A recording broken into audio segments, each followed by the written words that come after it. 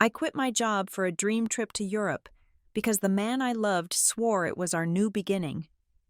3 hours after we landed, he took my passport, and I heard an iron door lock behind me. Then the man who paid $500,000 for me saw the pendant on my neck, froze like he had seen a ghost, and asked one question that made my blood turn to ice. "Your mother's name?" "My name is Lexi Rivera. For the last decade, I have worked as a compliance specialist at Northbridge Risk and Ledger. My entire life was built on a foundation of scrutiny. I spent 40 hours a week analyzing spreadsheets, flagging inconsistencies, and ensuring that every single variable aligned with strict regulatory standards. I was the woman who read the terms and conditions. I was the person who double-checked the expiration dates on milk cartons. My life was disciplined, stable, and utterly predictable. I was not rich, but I was secure. I prided myself on my ability to spot a lie buried in a mountain of data. And yet, the biggest fraud of my life was sleeping in my bed for 3 years. And I never flagged a single transaction. Grant Hale was my boyfriend, my partner, and my blind spot for most of our relationship. He was charming but inconsistent, a man with big dreams and mediocre execution. But 3 months ago, he shifted. It was as if someone had upgraded his operating system. He became attentive, patient, and unnervingly perfect. He started coming home with expensive wine and stories about a massive deal he was closing, a venture that would set us up for life. He painted a picture of a future that was so bright it blinded me to the red flags waving right in front of my face. He told me the reward for his hard work was a month-long trip to Europe, starting in Malta. He framed it as our new beginning. He hinted at a ring. He whispered promises against my neck at 2 a.m, telling me that I worked too hard, that I deserved to breathe, when he suggested I quit my job at Northbridge. I hesitated, but he was persuasive. He told me that if we were going to be traveling for weeks, I would only be worrying about emails. He said he wanted me fully present for what was coming next, like a fool. I handed in my resignation. Then came the money. Grant told me we needed to show liquid assets for a high-tier investment visa he was applying for, something that would allow us to stay in the Schengen zone longer than the standard tourist allowance. It sounded technical, complicated, and legitimate. He needed me to withdraw my savings, $75,000, and hand it over as a deposit to prove financial stability. I did it. I emptied the accounts that represented 10 years of skipped lunches and overtime. I handed him the cashier's check with a smile, believing I was investing in our shared future. We flew to Valletta on a Tuesday. The Mediterranean sun was blinding as we stepped out of the airport, the air thick with salt and heat. I felt light, unburdened by the corporate responsibilities I had left behind in the States. Grant was manic, his energy vibrating at a frequency that I mistook for excitement. "Give me your passport, babe," he said as we approached the rental car counter. "I will handle the check-in and the car paperwork. You just go grab us 2 coffees. Extra shot, right?" I handed him my passport without a second thought. It was a reflex. I trusted him with my life. Why would I not trust him with a booklet of paper? I walked away to the cafe, unaware that I had just handed over my only lifeline to the outside world. When we got into the car, a black SUV with tinted windows, I expected us to head toward the historic center of Valletta. Instead, Grant drove us out of the city, navigating winding roads that cut through dry, rocky landscapes. The architecture thinned out, replaced by high stone walls and dusty fields. "Where are we going?" I asked, laughing nervously. "It is a surprise," Grant said. He did not look at me. His knuckles were white on the steering wheel. "A private villa, way better than a hotel. Just us." We arrived at a secluded compound surrounded by a high fence. It looked expensive, ancient, and imposing. There were no neighbors, no passing cars, just the sound of the wind whipping through the dry grass. We pulled into a garage that led directly into the house. Grant led me downstairs, claiming there was a wine cellar he wanted to show me. A vintage collection included with the rental. The air grew cooler as we descended. The stone walls turned to concrete. The lighting was harsh and fluorescent. stripping away the romance of the villa upstairs. "Grant, it is freezing down here," I said, rubbing my arms. He did not answer. He gestured for me to step into a room at the end of the hall. It was sparse, a single mattress on the floor, a bucket, a camera mounted in the corner. I turned around, confused. "Grant?" He was standing on the other side of the threshold. He looked at me, and for the first time in 3 years, I saw the man he actually was. There was no love in his eyes. There was no warmth. There was only calculation. He grabbed the heavy iron handle of the door. "Wait," I said, stepping forward. He slammed the door shut. The sound was deafening.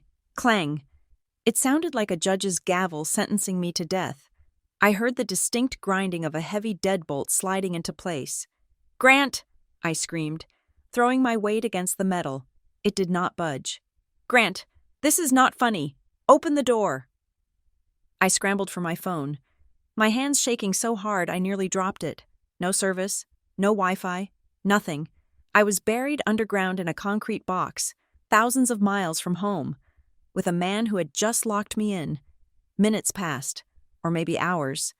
Time distorts when panic sets in. Finally, the lock clicked. The door opened. Grant stood there, but he was not alone. Behind him stood a man who looked like he owned the darkness.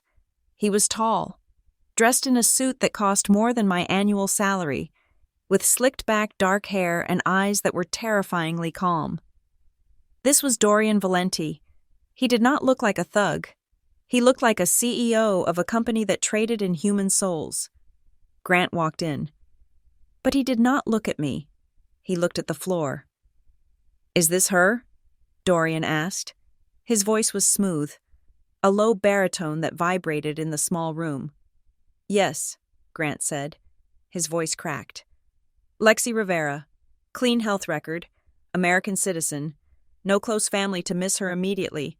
She quit her job last week. No one is looking for her." I froze. My breath caught in my throat. Grant was listing my attributes like I was a used car. "Grant, what are you doing?" I whispered, tears streaming down my face. "We are getting married. You love me." Grant finally looked at me. His expression was annoyed, like I was an embarrassing clerical error he was trying to correct. "I do not love you.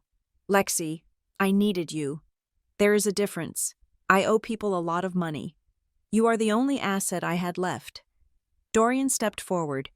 He moved with a predatory grace. He placed a metal briefcase on the small table near the door. He clicked the latches open. Stacks of cash. Rows and rows of $100 bills. $500,000, Dorian said. "As agreed, your debt is cleared. Mr. Hale." Grant reached for the money, his hands trembling with greed. He did not even say goodbye. He just wanted the cash. Dorian reached into his jacket pocket and pulled out a folder. He opened it and glanced at a document. I craned my neck, trying to see what it was. Through the blur of my tears, I saw a profile page. It had my photo, a picture Grant had taken of me on our first date, but under the name section, it did not say Lexi Rivera. My name was gone, in bold, black courier font. Printed across the top of the paper was a designation that made my stomach turn. Lot number 794. I was not a person anymore. I was inventory, and the transaction was complete. You do not understand the gravity of the situation. Lexi. Grant Hale stood over me, his silhouette casting a long, distorted shadow against the damp concrete wall. He was clutching the handle of the metal briefcase so tightly, his knuckles had turned white, a stark contrast to the dark fabric of his jacket. The air in the basement was stale, smelling of rust and old water, a scent that coated the back of my throat. "I got involved with a private equity network based in London," Grant continued, his voice trembling with a pathetic mixture of fear and self-justification. "It was supposed to be a bridge loan.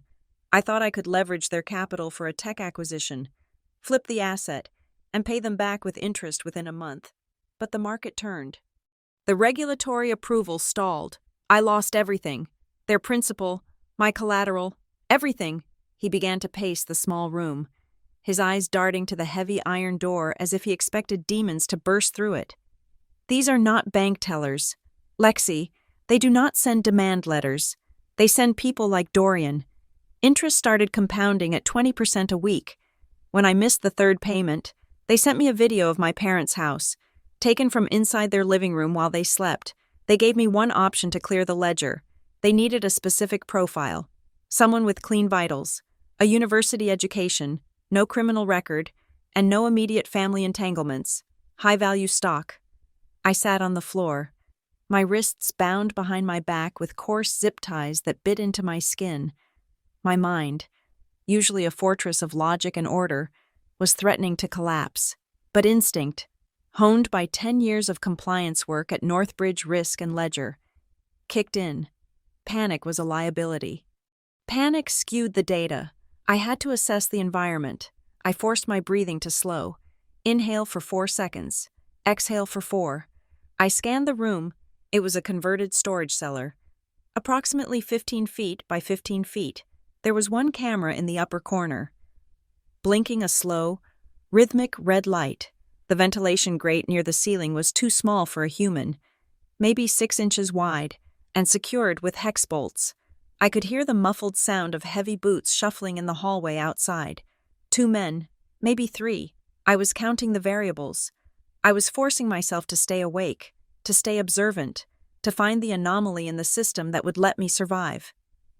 Grant stopped pacing and looked down at me. For a moment, his face twisted. "You made this so easy. Lexi, you are so gullible." The word struck me harder than a physical blow. 3 years, he spat, crouching down so he could look me in the eye. 3 years of dinners, movies, meeting your friends. You never once questioned me. You never once looked at my phone when it buzzed at 2 a.m. You never asked for proof of my investments. You just nodded and smiled and trusted. You wanted the fairy tale so badly, you ignored the reality screaming in your face. My heart hammered against my ribs.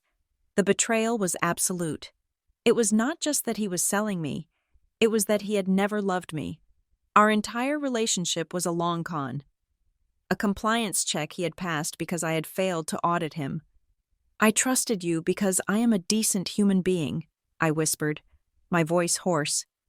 "That is not a flaw, Grant. In this world, it is a fatal error," he replied coldly.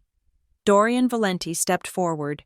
He had been leaning against the wall, silent, watching the exchange with the detached interest of a scientist observing rats in a maze. He was terrifying not because he was loud, but because he was so utterly calm. He did not look like a criminal. He looked like a man who attended board meetings and charity galas. He checked his watch, a platinum timepiece that probably cost more than my car. "Enough domestic drama," Dorian said. His voice was smooth, a low baritone that commanded the room without raising a decibel. "Mr. Hale, take your payment and wait in the corridor. I need to inspect the merchandise before we finalize the transfer of title." Grant hesitated, glancing at me one last time. There was no remorse in his eyes, only relief. He grabbed the briefcase and hurried out the door, the heavy bolts sliding shut behind him, leaving me alone with the buyer. Dorian circled me slowly. He did not touch me. He just looked. He observed my posture, my breathing, the way I held my head up despite the terror coursing through my veins. "You are not screaming," Dorian noted. "Most of them scream, or beg, or promise me money they do not have." "Screaming wastes oxygen," I said, my voice trembling slightly but distinct. "And I know you do not care about my money." Dorian raised an eyebrow. A flicker of amusement crossed his face. "Smart. Compliance officer. Was it? You assess risk." He stepped closer, invading my personal space. The air around him felt colder. He reached out, his hand hovering near my face. I flinched, expecting a blow, but he simply tilted my chin up. His eyes were dark, flat, and devoid of empathy. He was looking for defects. He was checking the goods. "Clean," he murmured to himself. "Good bone structure, intelligent eyes. You will fetch a high price in the auction." His hand moved down my neck. I held my breath. Every muscle in my body coiled tight. His fingers brushed against my collarbone and hooked around the silver chain I wore every single day.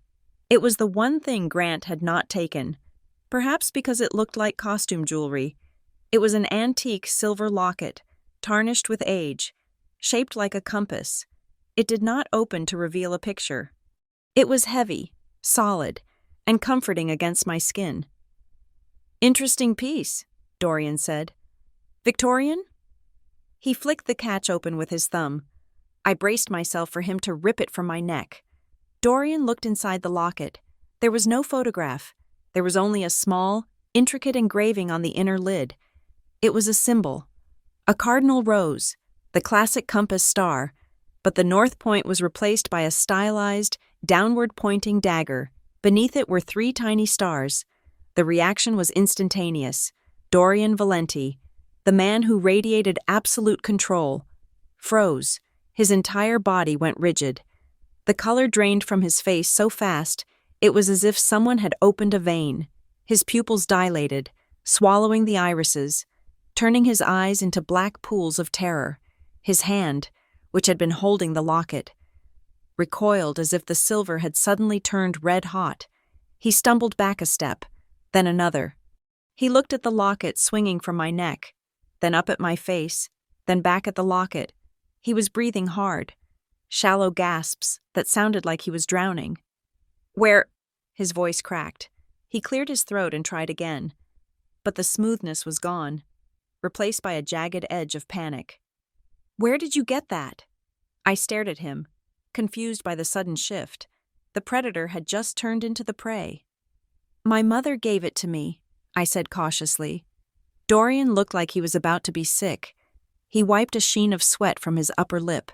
He looked at the door, then back at me, his eyes wide and searching. "That crest," he whispered, pointing a shaking finger at the pendant. "The compass and the blade. That is not jewelry. That is a marker." He took a deep breath, trying to steady himself, but his hands were trembling by his sides. He leaned in, desperation etched into every line of his face. "Your mother," he said, his voice dropping to a harsh, urgent whisper. "Tell me her name. Why does it matter?" "Tell me her name," he roared, the sound echoing off the walls. Cracking with fear, I pulled back, startled by the intensity. "Vivian Harrow." The name hit him like a physical blow. Dorian staggered back, his back hitting the concrete wall. He looked at me with a mixture of horror and reverence. "Vivian Harrow," he repeated, the name tasting like ash in his mouth. He immediately turned to the door and pounded on it with his fist. "Open it, now!" The heavy door swung open. 2 guards stood there, looking confused. Grant was behind them, holding his money. "Get in here," Dorian screamed at the guards. "Untie her, right now." "Boss?" one guard asked. "She is the lot number 794. We have to prep her for transport." "I said untie her," Dorian bellowed, his voice cracking. "Cut the ties. Get her a chair. Get her water. Do not touch her skin. If you bruise her, I will kill you myself." The guards scrambled, pulling knives to slice the zip ties from my wrists. I rubbed the red marks on my skin, watching Dorian. He was pacing the far side of the room, running his hands through his hair. Muttering to himself, he looked like a man who had just realized he was standing on a landmine. Grant stepped into the room, looking bewildered. "Dorian, what is going on?" "The deal is done. I have the money." Dorian spun around and looked at Grant with pure hatred. "You idiot! You absolute, colossal idiot!" "What?" Grant stammered. Dorian ignored him. He looked at me, huddled on the chair the guards had provided. He looked at the locket hanging around my neck. He looked terrified. "I am dead," Dorian whispered, his voice barely audible. "I am actually dead." He leaned back against the cold wall and closed his eyes. "If she finds out, I put a price tag on her daughter," he said, his voice trembling. "I am finished." The transition was so abrupt, it gave me psychological whiplash. One minute I was in a concrete box that smelled of mildew and despair, waiting to be shipped off like a crate of expired fruit. The next, I was being escorted upstairs by the same guards who had threatened to gag me. But now they handled me as if I were made of spun glass. They did not shove me. They guided me. They did not lock me in a cell. They opened the door to a guest suite on the second floor of the villa. A room with marble floors, silk sheets, and a balcony overlooking the dark Mediterranean Sea. Someone had brought a tray of food: roasted chicken, fresh bread, sparkling water, and a bottle of wine that looked older than me. A thick cashmere blanket was folded neatly at the foot of the bed. The luxury was terrifying. Violence makes sense to the primitive part of the brain. You fight or you flee, but extreme kindness from your kidnapper? That is a psychological minefield. I sat on the edge of the bed, not touching the food, my hands gripping the silver compass locket until my knuckles ached. The door opened. I flinched, pulling my knees up to my chest. Dorian Valenti walked in. The arrogance was gone. The predator who had inspected my teeth and skin downstairs had vanished. In his place was a man who looked like he was walking a tightrope over a pit of vipers. He did not sit. He stood near the door, keeping a respectful distance, his hands clasped behind his back. "I do not expect you to eat," Dorian said, his voice quiet. "But you should drink the water. Dehydration clouds judgment." "Where is Grant?" I asked. My voice was steady, surprising even me. "Mr. Hale is being detained in the East Wing," Dorian replied. "He is unharmed, for the moment. Whether he remains that way depends entirely on the next hour." "Why am I here?" I demanded. "Why the change? Why did you look at my mother's name like it was a death sentence?" Dorian took a slow breath. He walked over to a side table and placed a thick manila folder on it. "I am not asking for your forgiveness, Miss Rivera. In my line of work, forgiveness is a fairy tale. I am asking for a chance to correct an error, a catastrophic error. When I saw that pendant, and when you confirmed the name Vivian Harrow, I realized that I had not just bought a person, I had stolen from a god." I frowned. "My mother is not a god. She is a logistics manager for a shipping company in Seattle. She drives a 10-year-old sedan and clips coupons for detergent." Dorian let out a short, humorless laugh. "Is that what she told you?" He tapped the folder on the table. "Small Logistics, that is the cover story of the century. Your mother, Vivian Harrow, is the majority shareholder and operating chairman of the Harrow Meridian Group. She does not move boxes. Lexi, she moves nations. She owns the shipping lanes that half the world's oil travels through. She owns the fintech platforms that process the banking transactions for 3 European governments. She is not rich. She is the architecture of the global economy." I stared at him. "You are lying. My mother worries about the electric bill. She was never home because she was working double shifts. She was never home because she was negotiating trade deals in Singapore and Dubai." Dorian corrected. "And she worries about the electric bill because people who actually have power do not need to flash it. They hide it." My mind raced back through my childhood. I remembered a mother who was strict, unyielding, and obsessed with privacy. No social media, no family photos on the wall. She taught me to be invisible, to be disciplined, if you are boring. "Lexi, you are safe," she used to say. "Be the gray rock in the garden." I had thought she was just a tired, overworked single mom. Now, the pieces were rearranging themselves into a picture I did not recognize. "Read the file," Dorian said, gesturing to the folder. I opened it. It was not about my mother. It was about Grant. The first page was a copy of Grant's degree from Stanford. Across it, stamped in red ink, was the word "forged." The next pages were a timeline of his life. It was a dossier of a professional chameleon. He had not just dated me, he had targeted me. There were photos of him with other women, a blonde in Chicago, a brunette in London. Notes in the margins detailed the extraction value of each relationship. "He is a seeder," Dorian explained.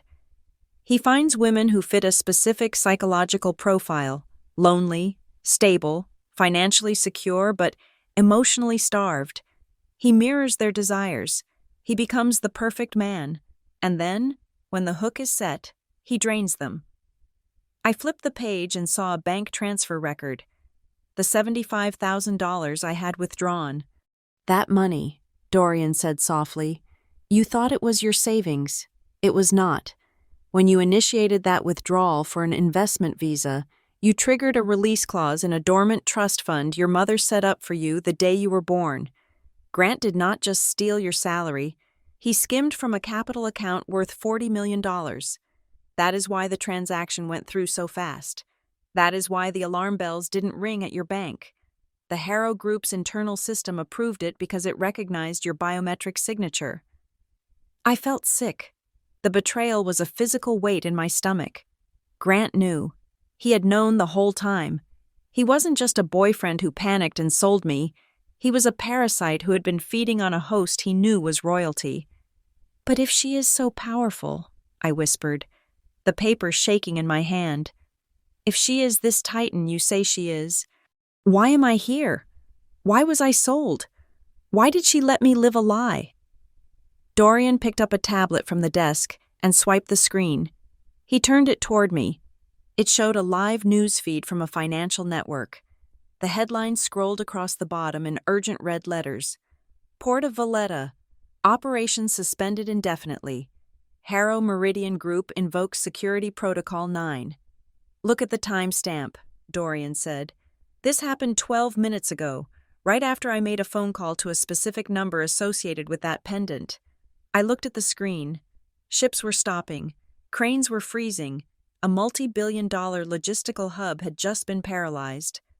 I called the emergency line engraved inside your locket, Dorian said, his voice dropping to a whisper. I identified myself and gave them your location. I did not even finish the sentence before the line went dead. 10 minutes later, the port shut down. That is your mother, Lexi. She did not just call the police. She choked the entire country. I stood up, walking to the window. The dark sea looked different now. It did not look like freedom. It looked like territory. I was torn. Part of me was relieved that there was a cavalry coming, that I wasn't just a statistic in a basement. But a larger, colder part of me was furious. My entire life was a fabrication. My mother had raised me to be a compliance specialist, a woman who follows rules.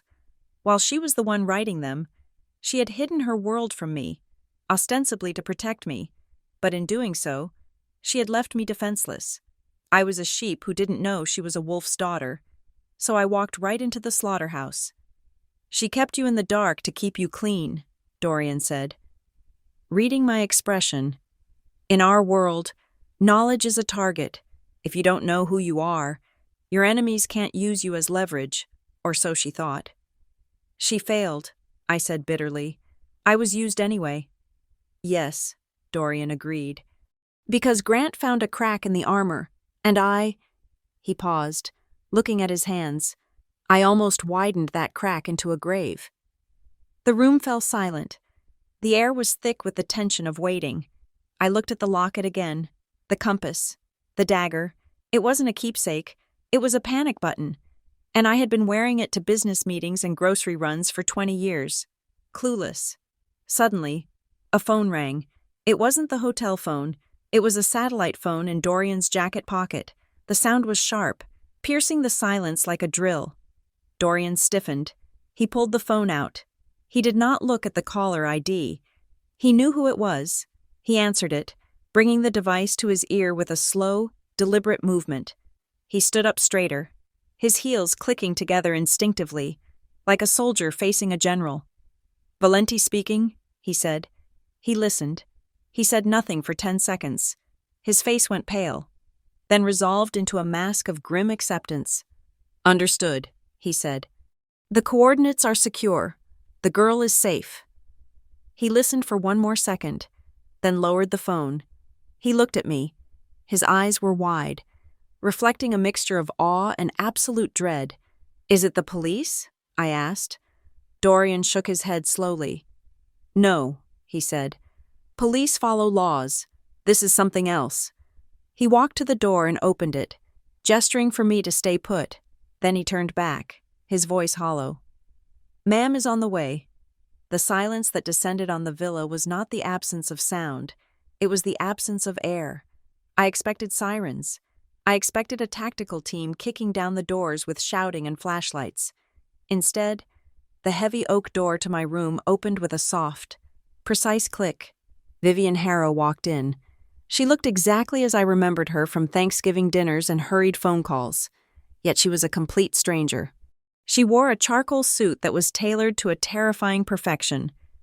Her graying hair pulled back in a severe bun that pulled the skin of her face tight. She did not look like a mother rushing to save her child. She looked like an auditor arriving at a bankruptcy hearing. The room seemed to compress around her. The air pressure dropped. Dorian Valenti, a man who had terrified me an hour ago, pressed his back against the wall, making himself as small as physically possible. My mother stopped in the center of the room. She looked at me. I stood up, my legs shaking, waiting for the rush of emotion. I waited for her to run to me, to throw her arms around me, to cry, to tell me how scared she had been. I waited for the mom who used to make me soup when I had the flu. But she did not move. Her eyes, sharp and cold as cut glass, swept over me. She started at my feet and moved up, cataloging every detail: the red marks on my wrists from the zip ties, the dirt on my jeans, the trembling of my hands, the tear tracks on my cheeks. She was not looking at her daughter. She was assessing damage to an asset. She was calculating the depreciation. "No visible fractures," she stated. Her voice was level, devoid of tremor. "Pupils are reactive. You are standing. Good." The lack of a hug hit me harder than Grant's betrayal. It felt like a slap. "Mom?" I choked out. She held up a hand, silencing me. She turned her head slightly toward Dorian, barely acknowledging his existence. "Mr. Valenti," she said. She did not raise her voice. She did not need to. "You pride yourself on vetting your acquisitions. You claim to know the lineage of every item that passes through your port." Dorian flinched. He looked at the floor, his posture submissive, like a lieutenant facing a firing squad. "It was a mistake, ma'am. The seller provided falsified documents. The background check was clean. I had no way of knowing until I saw the compass." "You did not smell it," Vivian said coldly. "You traffic in secrets. Yet you could not sense that this girl did not belong in a cage. You let a low-level con artist walk into your house and sell you my blood. That is not a mistake. Dorian, that is incompetence." Dorian swallowed hard. "I accept full responsibility. We will discuss your penance later," she said, dismissing him with a turn of her shoulder. She looked back at me. The room was freezing, but I was burning with a sudden, confused anger. "Is that it?" I asked, my voice rising. "You are just going to critique his management style? I was locked in a basement. Mom, I was sold for $500,000. "And now you are out," she replied calmly. "Emotion is inefficient right now. Lexi, we are in a hostile environment." "Why didn't you tell me?" I demanded. The question I had held in my throat for hours finally burst out. If you are this person, if you are powerful enough to shut down a country with a phone call, why was I living in a studio apartment clipping coupons? Why was I so vulnerable? Why did I get played so easily? I took a step toward her. If you are so strong, why was I so weak? Vivian did not blink. She did not apologize. She looked me dead in the eye and delivered the truth like a medical diagnosis. "Because you live too clean." Lexi. She walked over to the window, looking out at the darkness where her security team was likely silently dismantling Dorian's operation. "I raised you to be invisible," she continued. "I kept the dirt away from you. I wanted you to have the luxury of a conscience. I wanted you to believe that rules matter, that people are generally good, that if you follow the procedure, you will be safe. But because you lived in the light, you lost the ability to see in the dark. You are a compliance specialist. You look for errors in spreadsheets. You do not know how to look for the knife in a handshake. You could not smell Grant's rot because you have never been exposed to the plague. She turned back to me. I protected you so well that I made you defenseless. I stood there, stunned. It made terrible, twisted sense. I was the perfect mark because I believed the world made sense. Vivian reached into her jacket pocket and pulled out a thin black tablet. She placed it on the table between us. We are leaving now, she said. The jet is fueled at the private airstrip. Here is the arrangement. I have created a new identity for you, Elena Vance. You will move to a secure compound in the Swiss Alps. You will have an allowance of $10 million a year. You will never work again. You will never have to worry about Grant, or Dorian, or anyone else. You will disappear. It is the only way to ensure you are never used as leverage against me again. It was a generous offer. It was a golden parachute. It was also a dismissal. She was offering to put me back in a box, a nicer, more expensive box, but a box nonetheless. I looked at the tablet. Then I looked at the locket still hanging around my neck. The old Lexi would have taken it. The old Lexi would have signed the papers, followed the rules, and gone to Switzerland to hide. But the old Lexi died in that basement when the iron door slammed shut. No, I said. Vivian froze. Her eyebrows twitched, the first sign of surprise she had shown. Excuse me? I said no, I repeated, my voice steadying. I do not want to be Elena Vance. I do not want to hide in the Alps. You are not equipped for this life, Lexi, Vivian said sharply. You survived today by luck. Next time, there will be no locket to save you. I am not going back to the greenhouse, I said. I am done being the flower. You said I couldn't smell the dirt? Then teach me. If I am a target, then I want to be a moving one.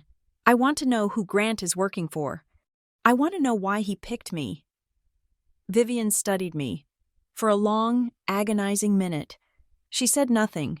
She was reevaluating the asset. She was looking for something she hadn't seen before. You want to stay? She asked quietly. You want to walk into the fire? I want to burn the people who put me there. I answered. A flicker of something passed through Vivian's eyes. It wasn't pride, exactly. It was recognition. Tell me, she said, her voice dropping to a whisper. What did you do right today? Do not tell me what you felt. Tell me what you did. I took a breath. I thought back to the basement, to the terror, to the way I had forced my brain to work through the panic. I did not scream, I said. I conserved oxygen. I observed the room layout. I counted the guards. I realized Dorian was not a thug but a businessman, and I did not take off the pendant, even when they took everything else. I remembered the name you gave me, even though I didn't understand it. Vivian stared at me, the silence stretched, taut as a wire. You observed, she repeated, and you kept the key. She reached out and picked up the tablet. She tapped the screen once, deleting the file for Elena Vance. She slid the device back into her pocket. Get your things, she said. We are going back to New York. To find Grant? I asked. Vivian stopped at the door. She turned back, and her face was a mask of grim, terrifying certainty. Grant is irrelevant, she said. He is a tool. A hammer does not decide where to strike. She looked at the locket on my chest, her expression darkening. Grant did not choose you, Lexi. He did not stumble upon you in a coffee shop. He did not pick you because you were easy. He picked you because he was given a file. My blood ran cold. What do you mean? I mean, Vivian said, her voice echoing in the silent room, that the only people who knew about that trust fund, the only people who knew you were my daughter, are the people sitting at my dinner table. Grant did not find you. Someone inside my house gave you to him. The transformation was not magical. There was no montage of me lifting weights or learning to shoot a sniper rifle in the rain. My training took place in windowless conference rooms, under the hum of high-powered servers, fueled by black coffee and the terrifying expectation of perfection. Vivian Harrow did not believe in baby steps. She believed in immersion therapy. My day started at 4 in the morning. By 4:15, I was reviewing global risk assessment reports. By 6, I was in a mock negotiation with Rhea Stanton. Rhea was a former federal prosecutor who could dismantle a witness with a single raised eyebrow. She was my instructor in corporate law and leverage. She taught me that the law is not a shield. It is a weapon. And like any weapon, it is only dangerous if you know where to aim it. You are too polite. Lexi, Rhea told me on the third day, after she had successfully maneuvered me into admitting a theoretical liability worth $10 million. You wait for your turn to speak. In this room, if you wait, you are dead. You interrupt. You pivot. You attack the premise of the question, not the question itself.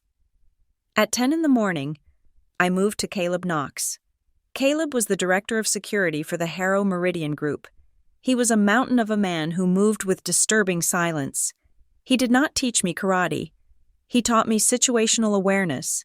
He taught me to count exits, to identify the strongest person in the room and the weakest, and to never, ever sit with my back to a door. Paranoia is just a heightened state of awareness, Caleb said, showing me how to sweep a room for listening devices. People say, trust your gut. I say trust your data, but verify your gut. Then came Iris Mallory.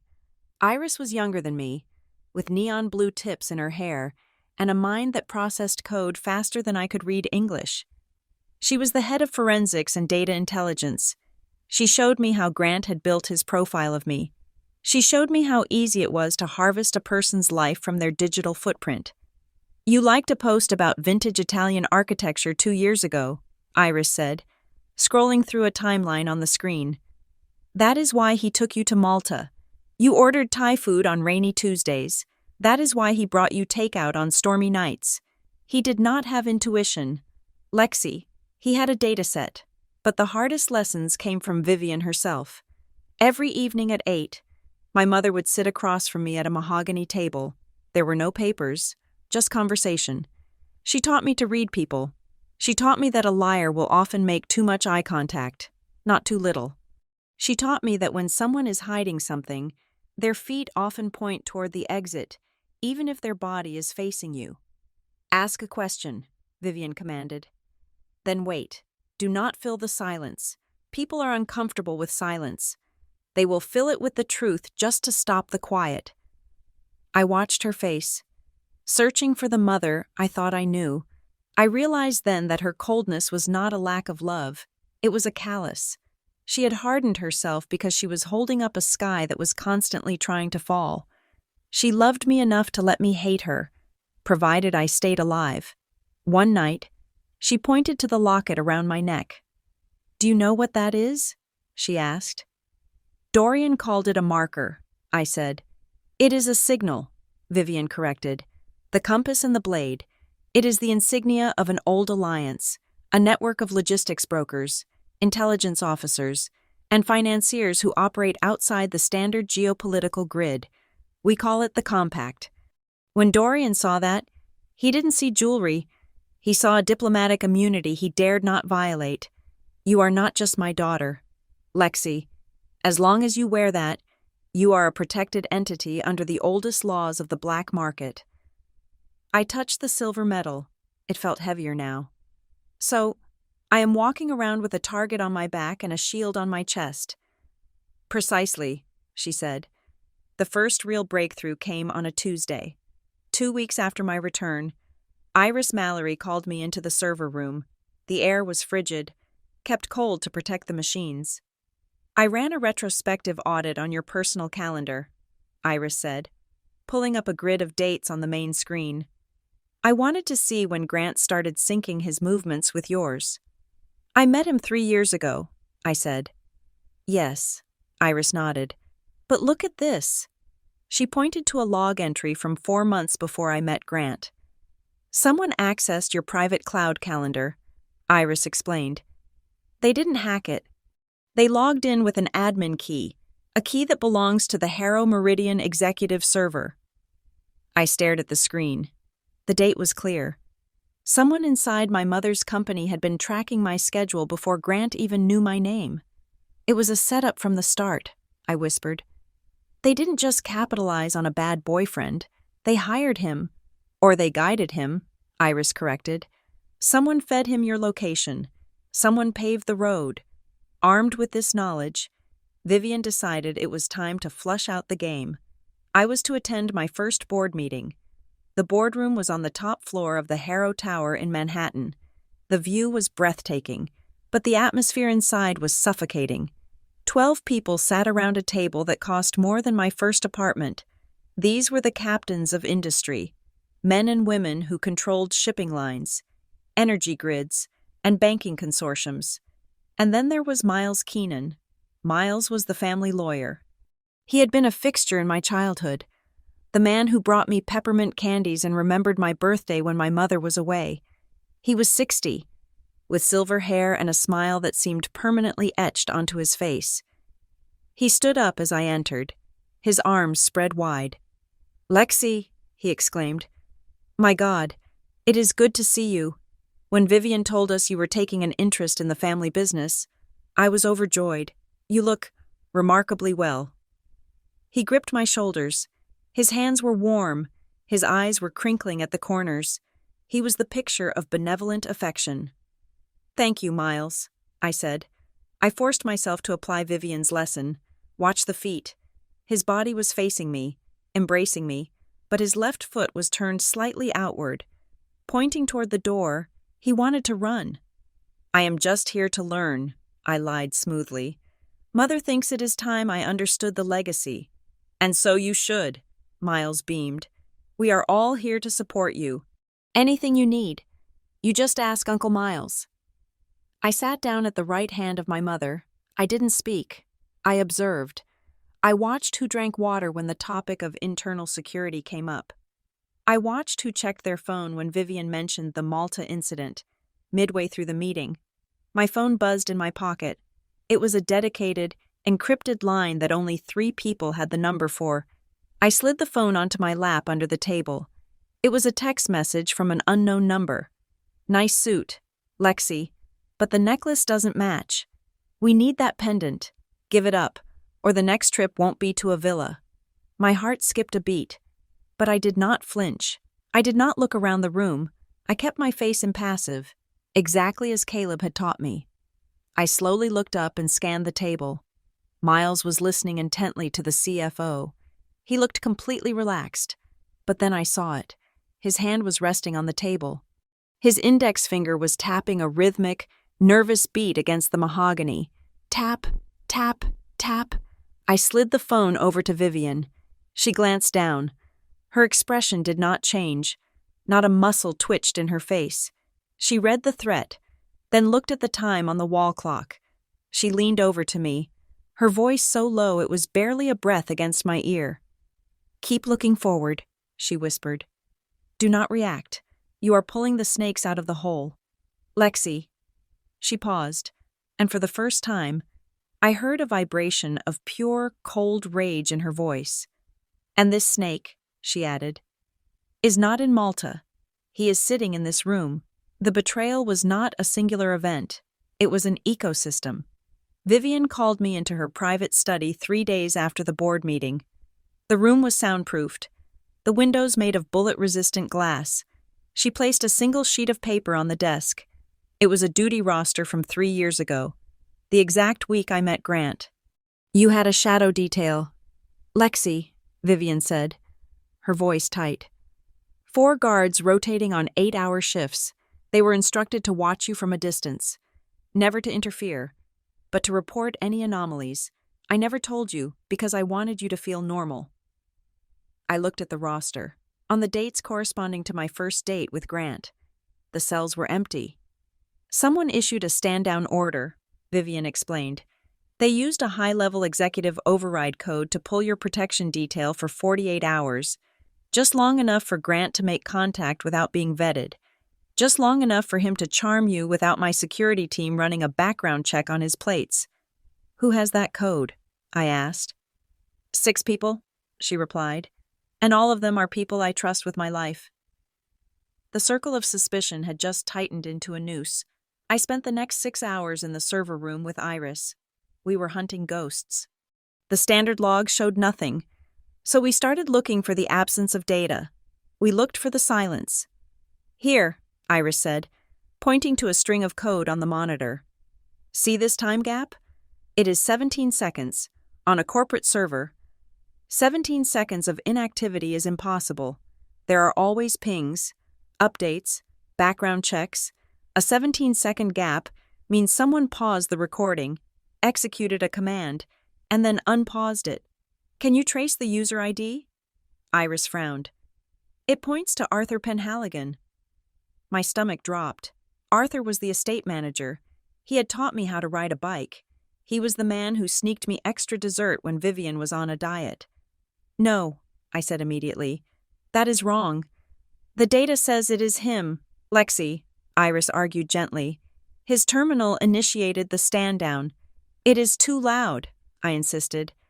"Vivian taught me that smart enemies do not leave signatures, they leave echoes. If the data points directly to Arthur, it is because someone wants us to look at Arthur." I went to find Arthur. He was in the greenhouse, misting the orchids. He looked frail, his hands shaking slightly with age. I realized in that moment that the person who orchestrated this had to be someone who viewed people as disposable pieces on a board. They were willing to burn a loyal servant just to buy themselves another day of cover. I decided to stop looking at screens and start listening to stories. I adopted the strategy Vivian had drilled into me. Ask the same question 3 different ways, at 3 different times, and watch for the deviation. I targeted Miles Keenan. Miles was the perfect candidate. He was always around, always helpful, always hovering with that benevolent smile. I found him in the library, reading a legal brief. "Miles," I said, keeping my voice casual, "I was just thinking about the flight to Malta. I can't believe I didn't realize Grant was acting strange at the airport." Miles looked up, concerned. "Traumatic memories often repress details. Lexi, do not force it." That was the baseline. Supportive, vague. 2 hours later, I poured him a coffee in the kitchen. "You know, the police asked me about the ticket booking." I lied. "They said the credit card used wasn't even Grant's." "Grant was always slippery with finances," Miles said, blowing on his coffee. "I warned Vivian years ago that these independent contractors were risky. Still safe." He was deflecting to Grant. Then, at dinner, I set the trap. The table was full. Vivian was at the head. Miles was on her left. I waited until he was relaxed, halfway through a glass of Merlot. "I still do not understand why he took my passport at the check-in counter," I said, staring at my plate. "I mean, he held onto it the whole flight. I didn't even touch it." Miles nodded sympathetically. "Control tactics, Lexi. It is classic. By holding the passport before you even boarded, he ensured you couldn't run away during the layover in Munich." I froze. My fork hovered halfway to my mouth. Vivian stopped eating. I looked up at Miles. He was still smiling, swirling his wine. "We didn't have a layover in Munich. Miles," I said softly. "We flew direct from JFK to Valletta." The silence that followed was deafening. Miles's smile faltered. Just for a fraction of a second. The wine in his glass swirled a little too violently. "Oh," he chuckled, though the sound was dry. "I must have assumed. Most commercial flights route through Germany." "And I never told you he took the passport at the counter," I continued, my voice hardening. "I only told the police he took it when we landed." Miles set his glass down. The benevolent uncle mask slipped, revealing something sharp and reptilian underneath. "I am a lawyer, Lexi. I infer scenarios based on evidence." "You did not infer that," Vivian said. Her voice was ice. "You remembered it." Miles opened his mouth to speak, but the air in the room had shifted. He knew he had stepped on a mine. He excused himself abruptly, claiming a sudden headache, and left the room. Vivian signaled Caleb Knox with a subtle nod. Caleb vanished into the hallway to track him. Later that night, I went down to the holding cells in the sub-basement where Dorian was being kept under house arrest, an invaluable source of information we couldn't yet hand over to the authorities. "Why me?" I asked him through the bars. "Miles Keenan gave me to Grant, but why? I am just a compliance officer." Dorian sat on his cot, looking tired. "You still do not get it. We do not sell people for labor anymore. Lexi, that is amateur hour. We sell access." He stood up and walked to the bars. "Your mother has a safety deposit box in a vault in Zurich. It contains the original ledger of the compact, the blackmail material she has on every major player in the logistics world. It is her nuclear option.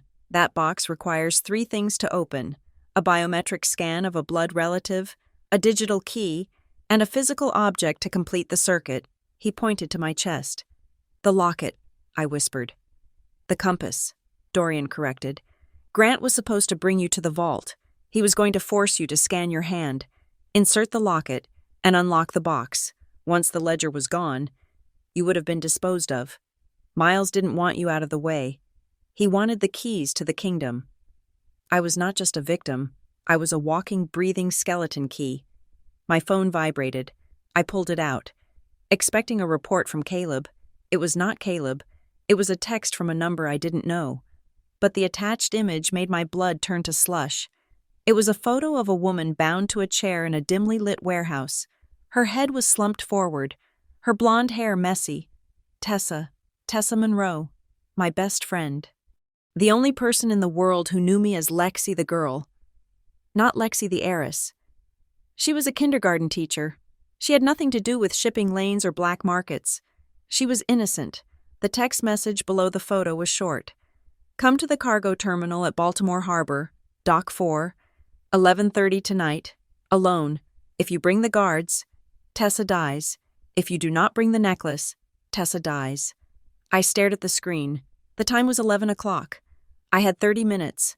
I looked at Dorian. I looked at the locket. Vivian had told me never to negotiate with terrorists. She had told me that emotion was a liability. But Vivian did not have a best friend. I turned around and ran up the stairs. I didn't go to Vivian. I didn't go to Caleb. I went to the garage. I was done playing defense. I was done being the asset. Tonight, I was going to be the liability they never saw coming. I knew it was a trap. A first-year analyst at Northbridge Risk and Ledger could have looked at that text message and flagged it as a high-probability ambush. But risk assessment fails when the variable is love. Tessa Monroe was not just a friend. When my father died of a heart attack 5 years ago, I stopped eating, I stopped speaking, I lay in bed for 3 months, staring at a crack in the ceiling, waiting to fade away. Tessa was the one who came over every single day after teaching 20 screaming 5-year-olds. She sat on my floor, read me trashy magazines, and literally spoon-fed me until I decided to rejoin the living. She saved my life. Now, the bill had come due. Vivian stood in front of the garage door, her arms crossed, looking like a statue carved from granite. "You are not going." "Lexi," she said. It was not a suggestion. "This is a leverage play. They want you in the open so they can extract the key. If you walk out that door, you are handing them the win. If I do not walk out that door, they kill Tessa," I said, pulling on a heavy leather jacket to hide the tremor in my hands. "Casualties are unfortunate," Vivian replied, her voice devoid of warmth. "But losing the ledger destroys the compact. It endangers thousands." "I do not care about the compact," I snapped. "I care about the girl who taught me how to breathe again." Vivian moved to block me. I stopped. I took a deep breath and switched tactics. Screaming would not work. I had to speak her language. I had to speak the language of the deal. "If I stay here," I said, keeping my voice level, we lose the initiative. We sit here waiting for them to make the next move, and we lose Tessa in the process. But if I go, I turn myself into a Trojan horse. You want to know who is really pulling the strings? You want evidence? I am the only recording device they will let into that room." Vivian stared at me. She was calculating the odds. "I go on my terms," I continued. "Wired, tracked, with the extraction team on a 5-second delay. I will walk in alone. but I will bring the entire Harrow security apparatus with me. Vivian held my gaze for a long, agonizing moment. Then, she stepped aside. "Caleb," she called out, not looking away from me. "Prep the asset." 20 minutes later, I was standing in the armory while Caleb Knox taped a microphone the size of a grain of rice to the underside of my collar. He slid a GPS tracker into the sole of my boot and handed me a pair of glasses that looked prescription but contained a micro camera in the bridge. "We are not going in guns blazing," Caleb said, his voice low and serious. "That gets the hostage killed. We are setting up a perimeter. I have coordinated with a contact in the Federal Bureau of Investigation's Organized Crime Division. We are treating this as a verified kidnapping with interstate implications. We have drones in the air and a tactical team in the container yard. But inside that room, Lexi, you are on your own until the signal is given. Do not be a hero. Be a witness." "I am not a hero," I muttered. "I am just a compliance officer." The drive to Baltimore took an hour. I drove a nondescript sedan, my hands gripping the wheel so hard my fingers ached. The harbor at night was a different world. It was not the tourist-friendly waterfront. It was a maze of rusted metal, towering cranes that looked like prehistoric beasts, and the smell of diesel and rotting fish. The wind whipped off the Patapsco River, cold and salty, cutting through my jacket. I parked where the text instructed, Dock 4. It was a desolate stretch of concrete illuminated by a single, flickering yellow streetlight that buzzed like an angry hornet. "We have visual," Caleb's voice crackled in my ear, invisible and reassuring. "We are watching your 6. You are green to proceed." I walked toward the warehouse. The corrugated metal siding rattled in the wind. The small service door was unlocked. I pushed it open and stepped into the gloom. The space was cavernous, smelling of sawdust and damp cardboard. In the center of the floor, under a hanging work light, sat 2 chairs. In the first chair was Tessa. She was bound with duct tape, her eyes wide and terrified above the gag in her mouth. She was shaking, but she looked physically unharmed. In the second chair sat Grant. I stopped dead. Grant was not tied up. He was sitting with his head in his hands, his elbows on his knees. He looked terrible. His skin was the color of old parchment. His expensive suit rumpled and stained. He looked up when I entered, and his eyes were hollow. He looked like a man who had been hollowed out by fear. "Lexi," he croaked. "Run." "Shut up, Grant." A woman's voice cut through the air. She stepped out from the shadows of a stack of shipping crates. She was not what I expected. She was not a thug in a leather jacket. She was dressed in a white silk power suit that glowed in the dim light. Her hair was a sleek, platinum bob, and she moved with the confident, predatory stride of a woman who owned the boardroom. This was Cassandra Blackwell. I recognized her from the society pages. She was the CEO of Blackwell Global, a rival logistics firm that had been trying to acquire Harrow Meridian territory for a decade. "Ms. Rivera," Cassandra said, smiling as if we were meeting for brunch. So prompt, I admire punctuality in a negotiator. "Let them go," I said, my voice echoing in the vast space. "You have me. Let Tessa go." "All in due time," Cassandra purred. She walked over to Tessa and placed a hand on her shoulder. Tessa flinched violently. "Your friend is simply insurance. As for Mr. Hale here," she glanced at Grant with undisguised disgust. "He has served his purpose. He delivered you to Malta. He failed to close the deal, but he is useful as a reminder of what happens when you disappoint me." Grant flinched, curling in on himself. "I am here," I said, stepping forward, making sure the camera in my glasses had a clear shot of her face. "What do you want?" Cassandra reached into her blazer and pulled out a document. She held it out to me. "A transfer of authority," she said. "It is a simple document, really. It grants me power of attorney over the Harrow Family Trust, specifically, the assets held in the Zurich vault. You sign this, you give me the pendant to authenticate the biometric seal, and your friend walks out of here. You go back to your quiet life. No one dies tonight." She walked closer, her heels clicking rhythmically on the concrete floor. "You do not want this war. Lexi, you are a civilian. You look at spreadsheets. You do not understand the weight of the crown your mother is trying to force onto your head. Give me the key. Let me carry the burden." It was a seductive pitch. It was reasonable. It was safe. But I looked at Grant, a man who had sold me for money and was now broken by fear.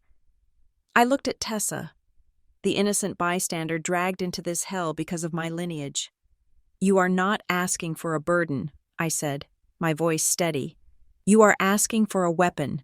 The ledger in that vault isn't money, it is leverage. If I give it to you, you do not just own a company, you own the shipping routes. You own the silence." Cassandra's smile didn't waver, but her eyes hardened. "Smart girl. Vivian taught you well in 2 weeks, but not well enough." She snapped her fingers. 2 men stepped out of the darkness behind her. They were not wearing security uniforms.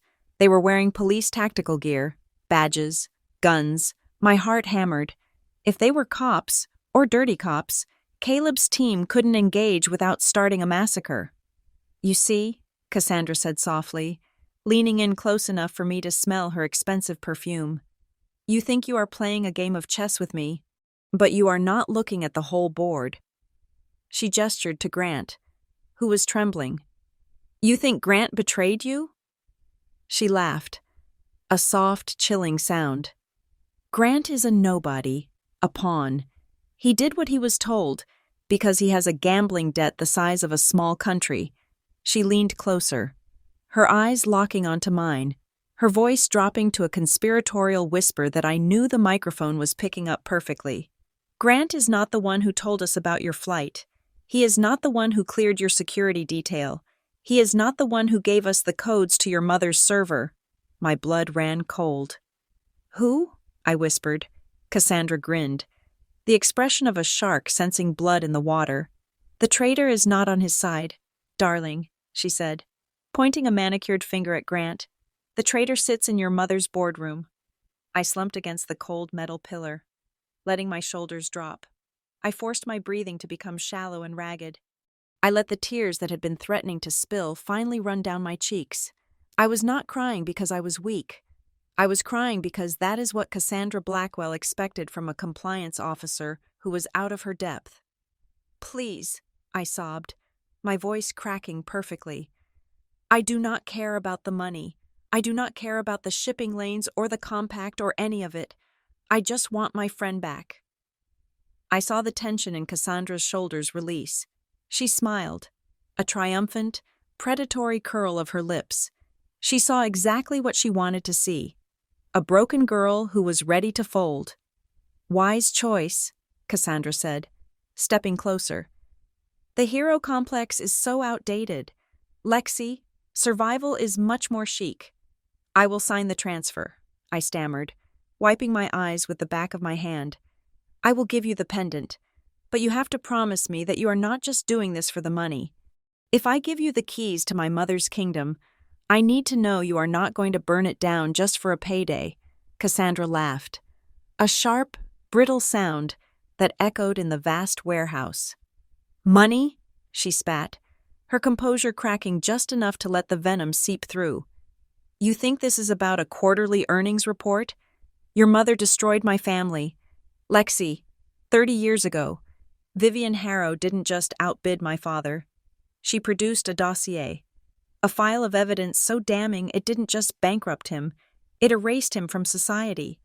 She drove him to a grave in a potter's field while she built an empire on his bones. I do not want her money. I want that file. I want to burn her reputation the way she burned his." "So it is revenge," I said, my voice trembling. "It is just a vendetta." "It is justice," Cassandra corrected. "Now, sign the papers." I looked down at the document she had thrust into my hand. I needed more time. Caleb needed more time to position the drone. "The vault," I said, looking up at her with wide, fearful eyes. "It is not just the biometric scan.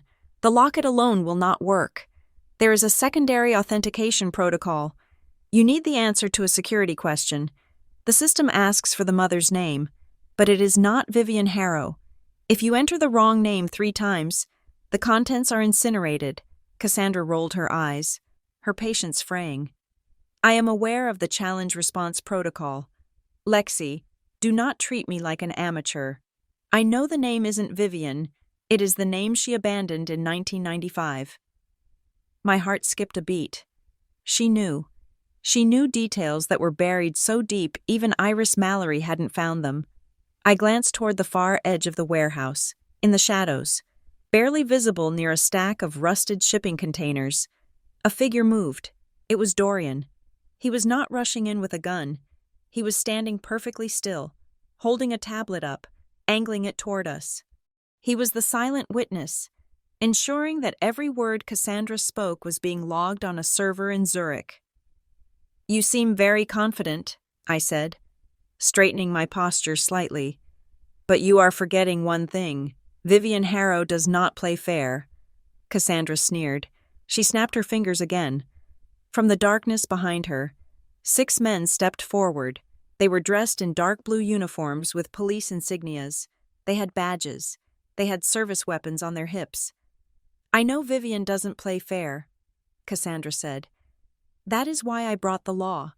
These are off-duty officers from the local precinct. They are on my payroll. Yes, but to the world, they are legitimate law enforcement. If your mother sends her private security team in here, it will be a massacre of police officers. She will be branded a terrorist. She cannot touch me. It was a brilliant checkmate, if Caleb's team engaged. Harrow Meridian would be destroyed by the media and the federal government. But I had anticipated this. Vivian had taught me that when you cannot use force, you use sunlight. I reached up and tapped the bridge of my glasses. You are right. Cassandra, I said, my voice dropping the tremble. I stood up straight, wiping the tears away instantly. My mother cannot shoot police officers, but she can indict them. Cassandra frowned, confused by the sudden shift in my tone. What are you talking about? I am live streaming, I said clearly. Right now, this audio and video is being broadcast directly to a secure cloud server accessed by the Federal Bureau of Investigation's Public Corruption Unit. We are live, gentlemen. I looked directly at the police officers standing behind her. Officer, I said to the closest one, I hope the payroll she mentioned is worth a 20-year federal sentence for kidnapping and conspiracy, because your face is currently on a screen in Washington, D.C. The men froze. They looked at each other. They looked at the camera in my glasses. The confidence evaporated from the room instantly. One of them actually took a step back, his hand moving away from his gun. He is lying, Cassandra shrieked. Shoot her. If you shoot me, I said calmly, you commit murder on a federal live stream. There is no coming back from that. Walk away now, and you might cut a deal. The men hesitated. Then, as if by a silent vote, they began to retreat into the shadows. They were mercenaries, not martyrs. Cassandra stood alone, her chest heaving with rage. Her leverage was gone. Her muscle had deserted her. Let Tessa go, I commanded, and I will not press the upload button to the public media outlets. Cassandra looked at me with pure hatred. She looked at Tessa, then back at me.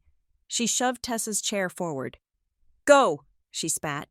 Tessa scrambled up, ripping the tape from her wrists. She ran to me, sobbing. I hugged her tight, feeling her heart hammer against my chest. But I did not look at her. I kept my eyes locked on Cassandra. Now, I said, stepping back but keeping Tessa behind me. You want the locket? Fine, take it. I reached for the silver chain around my neck. It is the only way to end this, right? Cassandra started to laugh.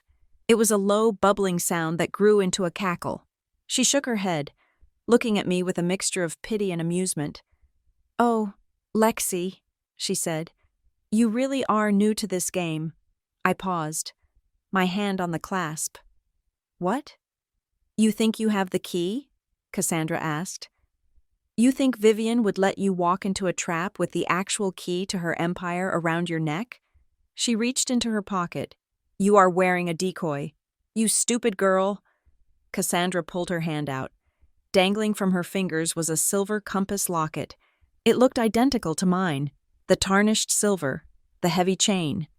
"I have had the real one since this morning," Cassandra gloated. "Your mother's security is good, but it is not perfect, especially when the person stealing it sleeps down the hall from you." My stomach dropped. I looked down at the locket on my chest. It felt lighter. I realized with a sick jolt that at some point, maybe while I showered, maybe while I slept, someone had swapped it. "But," I stammered, "only family has access to my wing." A slow, rhythmic clapping echoed from the darkness of the warehouse entrance. Clap, clap, clap. We all turned. Miles Keenan walked into the light. He was wearing his signature trench coat, looking every bit the kindly family lawyer. He smiled at me, a sad, disappointed smile. "Lexi," he said softly, "you learned so fast. You were brilliant tonight, truly." He walked over and stood next to Cassandra, placing a hand on her shoulder. "But you have to remember," Miles said, looking me dead in the eye. "You learned everything you know in my classroom, and I never teach my students all my tricks." Miles Keenan stood there, his hands in his pockets, expecting me to crumble. He expected the old Lexi, the one who apologized when someone else bumped into her on the subway, but he had forgotten his own lesson. Evidence is the only currency that matters. "You are right, Miles," I said, my voice cutting through the damp air of the warehouse. "I did learn in your classroom, but you forgot to grade my final exam." I pulled my phone from my pocket. It was not recording anymore. It was transmitting. At 10:14 this morning, a digital signature authorized the transfer of the locket from the secure wing to an external courier, I recited, sounding exactly like the compliance officer I was trained to be. The log was deleted 17 seconds later. "You thought erasing the entry was enough, but you didn't erase the server cache." Miles's smile faltered. "Technicality, Lexi. Just a glitch." "And the stand-down order for my security detail 3 years ago?" I continued, stepping closer to him. "Iris Mallory recovered the ghost data. It was authorized by a terminal in your home office. We matched the IP address. It wasn't a glitch. Miles, it was a conspiracy to commit kidnapping and human trafficking." Miles stiffened. "You have no jurisdiction here. This is a family dispute." "No," a voice boomed from the entrance. "It is a RICO case." Caleb Knox stepped into the light. Flanked by federal agents, real ones this time, they didn't have their guns drawn. They had warrants. "Miles Keenan," Caleb announced, his voice flat and professional. "You are under arrest for conspiracy, wire fraud, and being an accessory to kidnapping." Miles looked around, panic finally cracking his grandfatherly mask. He turned to Cassandra. "Do something! Call your judges!" Cassandra looked at her phone, her face draining of color. "I can't," she whispered. "My accounts, they are gone." Vivian Harrow walked into the warehouse then. She moved slowly, leaning slightly on a cane I hadn't seen her use before. But her presence was monumental. She didn't look at Miles. She looked at her tablet. "I have just invoked the insolvency clause in the Harrow-Blackwell non-compete agreement," Vivian said calmly. "Since you attempted to access my proprietary data via theft, I have frozen every asset Blackwell Global holds in European banks. Your ships are currently being chained to the docks in Rotterdam and Singapore. Your stock price has dropped 40% in the last 10 minutes. You are not a CEO anymore. Cassandra, you are a liability." It was a financial execution. It was clean, bloodless, and absolutely devastating. From the shadows, Dorian stepped forward. He held a thick ledger in his hands. He walked past Miles, who reached out to grab him. "Dorian!" Miles shouted. "We had a deal." Dorian sidestepped him smoothly. He walked up to the lead federal agent and handed over the ledger. "The money laundering records for the last 5 years," Dorian said, his voice devoid of emotion. "Every bribe Miles Keenan paid to local politicians, every offshore account he set up for Grant Hale. I believe this fulfills the terms of my immunity agreement." "It does," the agent said. handing the book to a subordinate. Dorian looked at me. I told you, Lexi, I am a businessman. I know when to cut a loss. The agents moved in. Handcuffs clicked onto Miles's wrists. The sound was satisfying, like a heavy door locking. But this time I was on the right side of it. Grant sat on his chair, watching his protectors fall. He looked small. He looked like a child who had broken a vase and was waiting to be yelled at. I walked over to him. I motioned for the agent to wait a moment before cuffing him. Grant looked up at me, tears streaming down his face. Lexi, please, I didn't want to do it. Miles made me. He found me at the casino. He paid my debts. He gave me a script. He told me exactly what to say to make you fall for me. He knew you liked Italian food. He knew you wanted a man who listened more than he talked. I just followed the instructions. So our relationship was a performance review, I said quietly. I had to, Grant blubbered. I was in debt. I leaned down, bringing my face level with his. I needed to know. Grant, I asked, my voice steady. When you locked me in that basement, when you walked away with that briefcase, did you do it because you were scared of the debt? Or did you enjoy the fact that I was the one person stupid enough to believe you were a good man? Grant stopped crying. He looked at me. And for a second, the mask slipped. A flicker of resentment, of petty, small-minded power, crossed his eyes. It felt good, he whispered, his voice trembling with a sick honesty. To be the one holding the keys, to be the one deciding your future. You were always so perfect, Lexi, so together, it felt good to break you. A chill went down my spine. The audience would hate him, but I just felt pity. You didn't break me, Grant, I said, standing up. You just woke me up. I turned to the lead agent. Take him, as they dragged Grant away. I turned my attention to the financial recovery. Vivian's legal team had already filed an emergency injunction. The $500,000 Grant had received, my money, my life, was clawed back from his offshore account before the transfer even cleared. We will put it back in the trust, Vivian said, coming up beside me. No, I said. We won't, Vivian raised an eyebrow. I am establishing a legal defense fund, I said, for victims of romance fraud and coercive control. That $500,000 is going to pay for lawyers to hunt down men like Grant, every cent of it. Vivian looked at me, for the first time. The corners of her mouth twitched upward. Acceptable. Cassandra was the last to be loaded into the transport van. She wasn't struggling. She was watching Vivian with a look of pure, concentrated venom. As the agents pushed her toward the door, she stopped and looked back at me. You think you won, Cassandra hissed. You think destroying my company ends this? You poor, naive girl. She shifted her gaze to Vivian. She hasn't told you, has she? Cassandra laughed, a harsh sound. You are fighting for a legacy that doesn't exist. Lexi, ask her. Ask her who she was before she was Vivian Harrow. Ask her about the name on the original birth certificate. The agents shoved her into the van and slammed the door. I turned to my mother. What was she talking about? Vivian did not answer. She was staring at the taillights of the police van, her face pale. Suddenly, she swayed. Mom? I reached out. Vivian gasped, her hand clutching her chest. Her knees buckled.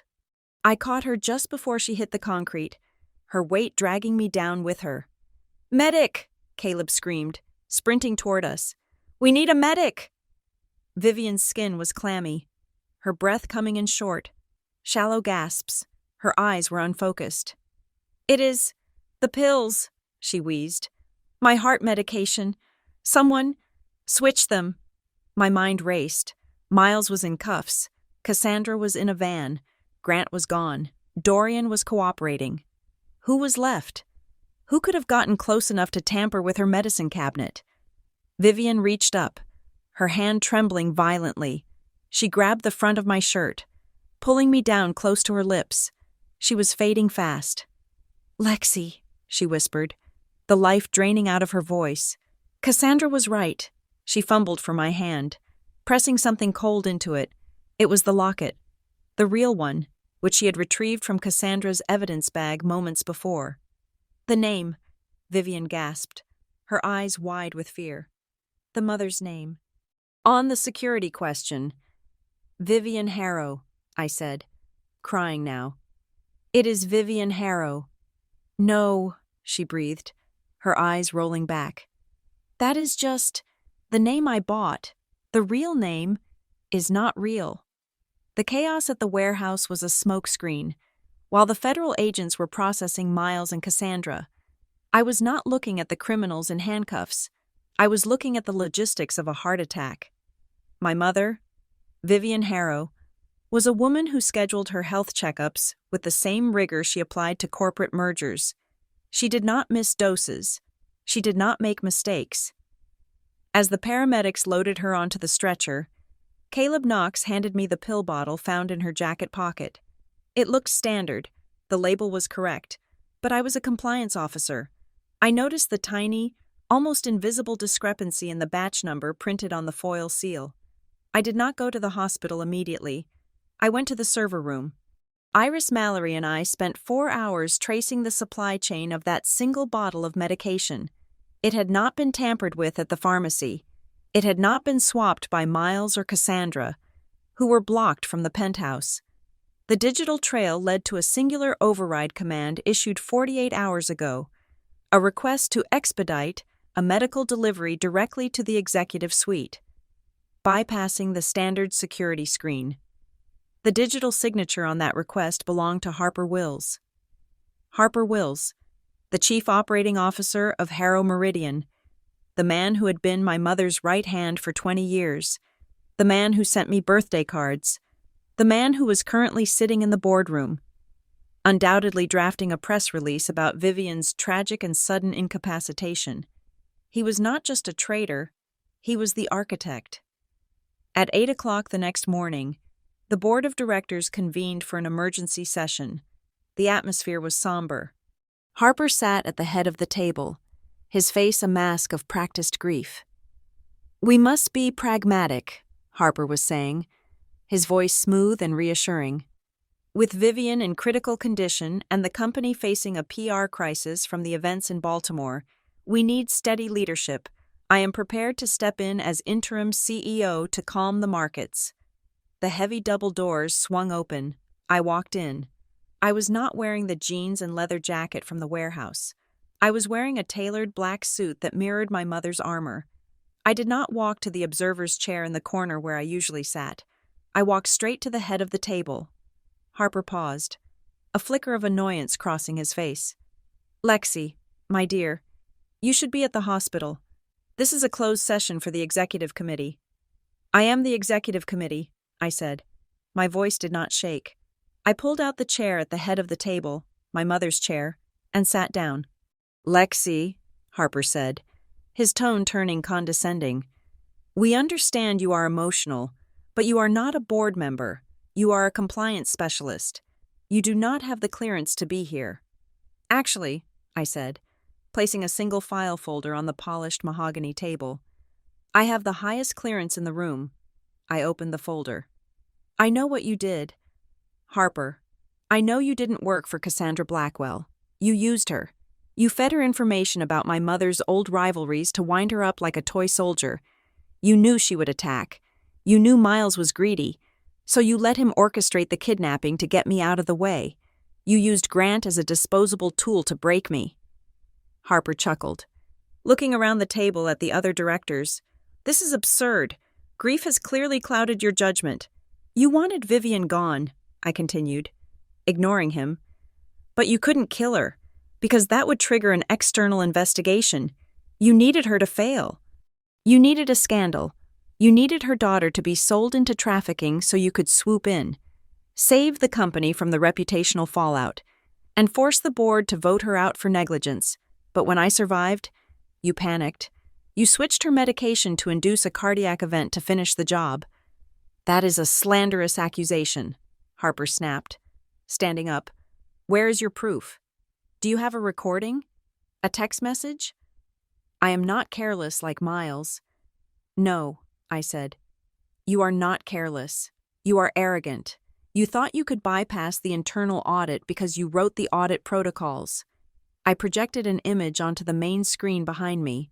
It was the digital log of the medical delivery, matched with the geolocation data of Harper's phone at the exact moment the override was signed. You signed for the package. Harper, at 6:45 on Tuesday. The toxicity report from the hospital confirms the pills in that bottle were laced with a concentrated stimulant. You tried to murder the CEO. The room went deathly silent. Harper's face turned the color of ash. He looked at the door, but Caleb Knox was already standing there, blocking the exit. You have nothing, Harper hissed, losing his composure. You are a little girl playing dress-up. You have no authority. The compact will never recognize you. You are a ghost daughter. I reached into my pocket and pulled out the silver locket. I placed it on the table. You thought this was just a key to a bank vault, I said. You thought Dorian Valenti was afraid of a bank account. I pressed a hidden catch on the side of the compass, a mechanism Vivian had shown me in the ambulance before she lost consciousness. The back of the locket popped open, revealing not a photo, but a thin, wafer-like sheet of metal, etched with microscopic letters. This is not a trinket, I announced to the room. This is a letter of commission from my grandmother. It dates back to 1955. It details the formation of the compact. I looked directly at Harper. Vivian Harrow is not my mother's real name. It is the name she took to survive the purge that killed her family. When Dorian Valenti asked for my mother's name, he wasn't checking a guest list. He was checking a bloodline. He asked because he saw this symbol and realized I was the direct descendant of the woman who founded the underworld order he serves. He didn't fear the shipping magnate. He feared the royalty. Harper slumped back into his chair. He realized then that he hadn't just tried to stage a corporate coup. He had committed treason against a power much older and darker than a stock exchange. I am not going to kill you, Harper, I said, my voice cold and steady. That would be too quick, and I'm not going to let the compact deal with you, because that would be too messy, I signaled to Caleb. I am handing you over to the Securities and Exchange Commission and the FBI. I have compiled a 10-year history of your embezzlement, insider trading, and conspiracy.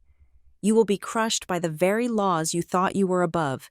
You will spend the rest of your life in a federal prison, bankrupt and forgotten. Harper was dragged out of the room in silence. He didn't scream. He looked at me with a terrifying mixture of hatred and respect. He knew he had been beaten not by a soldier, but by a compliance officer who checked the details. 2 days later, I sat by my mother's hospital bed. The machines were beeping rhythmically. Her eyes fluttered open. She looked at me, and for the first time in my life, the armor was gone. She wasn't the CEO. She was just a woman who had almost lost everything. Harper, she whispered. Handled, I said. Legally, permanently. Vivian let out a long breath. She reached out and took my hand. Her grip was weak, but her skin was warm. I was so afraid, she said softly. Not of dying. I was afraid that I had made you too soft to survive them. I thought I had to keep you in the greenhouse. You did, I said, squeezing her hand. But even flowers grow thorns if you cut them enough, Vivian smiled, a genuine, tired smile that reached her eyes. I am not going back to the chair. Lexi, not like before. It is time for a new administration. The transition was swift. I was named Executive Vice President of the Harrow Meridian Group. My first act was to rewrite the corporate charter. We established a transparency initiative.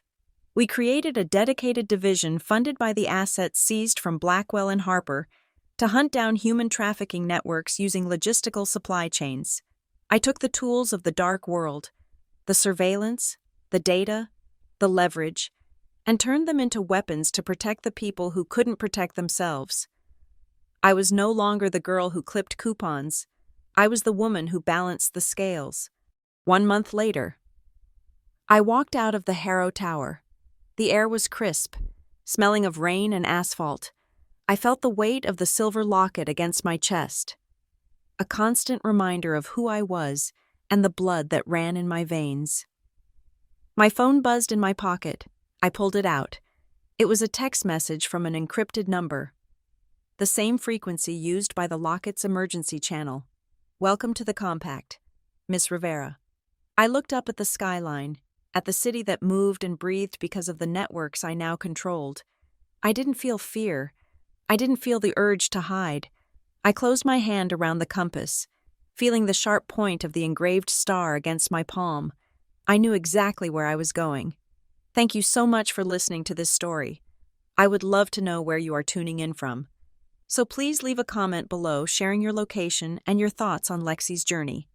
If you enjoyed this revenge drama, please subscribe to the channel Morgan Revenge Stories, like this video, and hit the subscribe button to help this story reach more people.